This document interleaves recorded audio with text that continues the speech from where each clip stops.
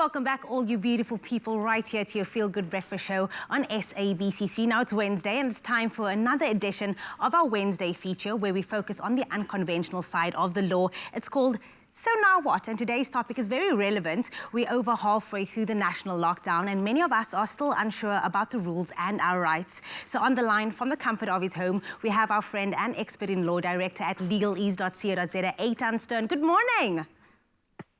Good morning. Nice to see you. Well, not nice. Nice to partially see you. I know. Thank you so much for joining us on the, from the comfort of your home this morning. Let's get right into it. You know, with many events being cancelled and businesses having to close at this time, we are sure you and your whole team are busy with all the legal implications involved with that. What have you guys been up to during this lockdown? Okay. So, I mean, we've been keeping quite busy. Luckily, at Legalese, we're no strangers to remote work.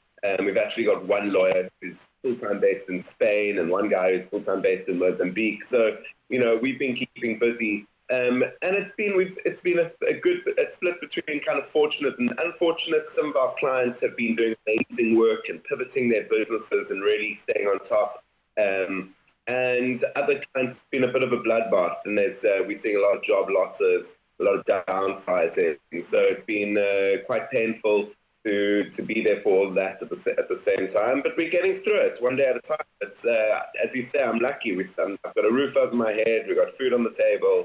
I got love and assurance, strength and endurance, and health insurance. So I'm counting on everything. That's beautiful to hear that you're staying so positive during this time. Now, we heard in the news today, majority of South Africans have been following lockdown regulations, but also many arrests have still been recorded throughout this first half of the lockdown.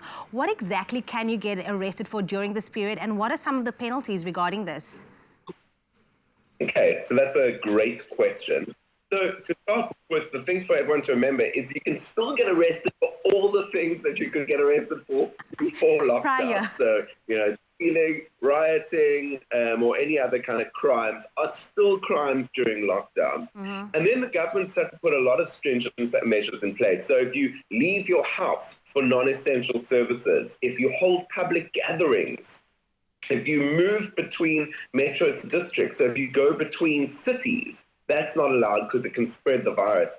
If you open a retail store and you sell things that are not essential purposes like alcohol or electronics that aren't essential services, if you operate public transport, if you refuse testing, you can get arrested. And crucially, for everyone to know, very, very importantly, if you spread fake news, it is a crime in this time. So if you spread anything, whether on WhatsApp or social media, that you cannot personally verify as true. So if you get a message which says, my friend works in government and has told me X, Y, and Z, do not spread it unless you can verify that that's true. And these are all criminal offenses, and you can get up to a couple of thousand rands worth in fines or 6 months in jail. So it can be quite serious. Police are clamping down no matter where you live or what you do. Unless you're part of an essential service, you need to stay home. It's very important to curb the outbreak of the virus.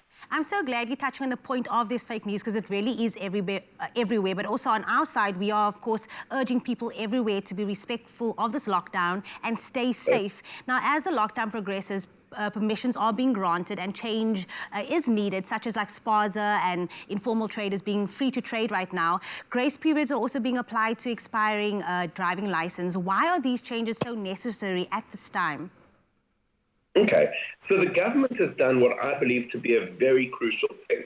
And they've basically said, look, there's a lot of factors to decide on in a lockdown. It's a very unprecedented. How do we make this decision of how to operate a country in this time? And they put one decision at the center of all of it, and that is public health. They said that health of the population is the most important thing. Why? Because if we get an outbreak of this virus, the damage to our economy and to everything else is going to be way more catastrophic than it is right now. So they've put public health at the center, and everything else stems from that. So, you know, driver's licenses being extended, well, you can't make people go and wait in lines at the moment because that's just unsafe. Well, we need to extend that.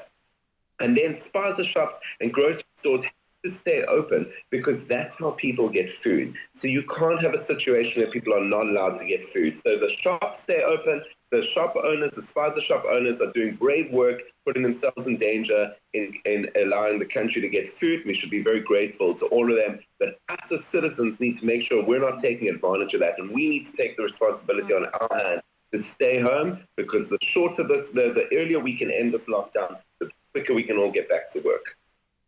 Listen, these are unprecedented times. None of us know what we're going through. But of course, we are so grateful that you gave us a bit of, the rules and the regulations regarding this. So thank you so much to our friend at legalese.co.za, Eitan Stern, for helping us out. But there you have it, South Africa. Follow the rules to avoid getting locked up and during lockdown. Stay home and stay safe.